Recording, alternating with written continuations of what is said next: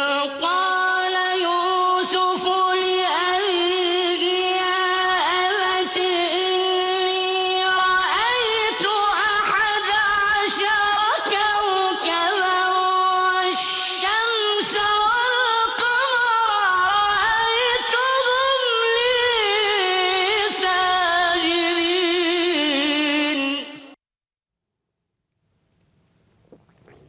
In the name of God, and prayers and peace be upon the messenger of God, at the moment when the women were attracted to Joseph, peace be upon him, not realizing that the knives have cut their hands, and after the women said that Joseph was an angel and not a human, the ruler's woman took advantage of the situation and blamed the women for their harsh criticism of her recently. These meanings appear in the following verse. She said, "Here is the one you blamed me for. I did try to seduce him, but he resisted, and if he does not do what I order him, he will be imprisoned, and he will be one of the despised." With extreme bravado, the ruler's wife admits that she was the one who tried to seduce Joseph, peace be upon him, then testifies to him that he is innocent and that he sought refuge in God from doing it, refrained and did not do it. But the ruler's wife continues the scene of arrogance and domineering and says that she seduced him, and if he disobeys her, his punishment will be imprisonment and humiliation. Many questions spread about the ruler's attitude towards these events, and some were surprised by his absence from this scene and what he did in relation to his wife's clear confession of the indecency attempt. Some commenters said bad and obscene words against him, despite the fact that the Quranic verses depicted for us his wisdom, insight, supporting the truth and justice for Joseph, peace be upon him. So where is he in what is happening now?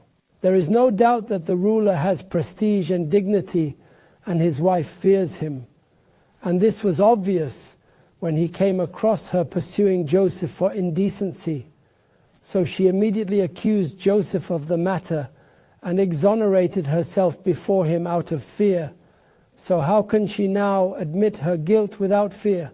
Rather, she went further by threatening Joseph that she would throw him in prison to suffer humiliation and a lowly life after glory and prosperity.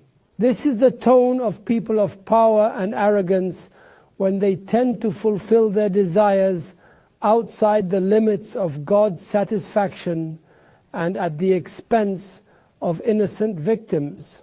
The explanation I am comfortable with is the saying of some scholars that at this moment the ruler had died and departed from this world, and that his wife's feast for the women took place after his death. As for Joseph's position in the midst of this scene regarding the scheming of women and their combination of deception and misguidance, it appears in the following verse. He said, "My Lord, prison is more desirable to me than what they call me to. Unless you turn their scheming away from me, I may yield to them and become one of the ignorant."